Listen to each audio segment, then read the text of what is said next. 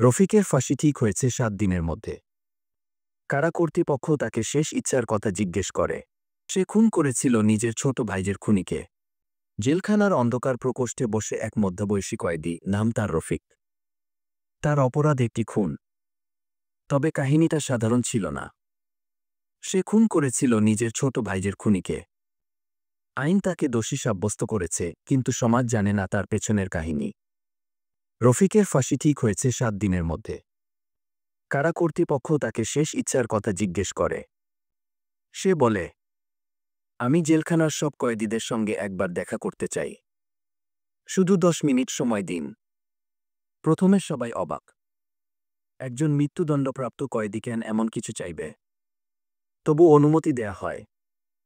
নির্ধারিত দিনে রফিক দাঁড়ায় জেলের খোলা প্রাঙ্গণে। আশেপাশে জড়ো হয়েছে ৫০-এর বেশি কয়েদি, চোখে কৌতূহল, কিছুটা অবিশ্বাসও। রফিক বলতে শুরু করে, আমি জানি তোমরা সবাই কোনো না কোনো ভুলের কারণে আজ এখানে। আমিও ভুল করেছি। কিন্তু তোমরা জানো কি আমার সবচেয়ে বড় ভুল কি ছিল? কেউ চুপ, কেউ ফিসফিস করে। রফিক নিজেই উত্তর দেয়, আমি ভেবেছিলাম প্রতিশোধ নিলে শান্তি আসবে। আমি আমার ভাইয়ের খুনিকে হত্যা করলাম। কিন্তু তার পরের দিন আমি আর ঘুমাতে পারিনি। যে শূন্যতা ভাইয়ের মৃত্যু এনে দিয়েছিল তা আরও গভীর হল। আজ আমি জানি মানুষ নিজের রাগ, ঘৃণা এবং প্রতিশোধকে যদি ক্ষমায় রূপান্তর করতে পারে, তাহলে সে নিজেও মুক্তি পায়।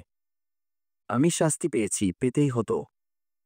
কিন্তু আমি চাই না তোমরা এই ভুলগুলো করো। একজন যুবক জিজ্ঞেস করল, তাহলে আপনি কি বলছেন আমরা নতুন করে শুরু করতে পারি? রফিক চোখে অশ্রু নিয়ে বলে, হ্যাঁ, আজই শুরু করো। প্রতিদিন যদি একটাও ভালো কাজ করো, তবে তুমিই হবে সমাজের সত্যিকারের নায়ক। আমি আর পারব না। আমার সময় শেষ। কিন্তু তোমাদের শুরু এখনো বাকি। তার কণ্ঠে এমন এক সত্য ও তীব্রতা ছিল যা উপস্থিত সবার মন ছুঁয়ে যায়। ৭ দিন পর রফিকের ফাঁসি হয়। কিন্তু তার কথা বেঁচে থাকে। জেলের অনেক কয়েদি সেই দিন থেকেই পড়াশোনা শুরু করে, কেউ মাফ চায় পরিবারে, কেউ সমাজে ফিরে গিয়ে ভালো কাজ শুরু করে।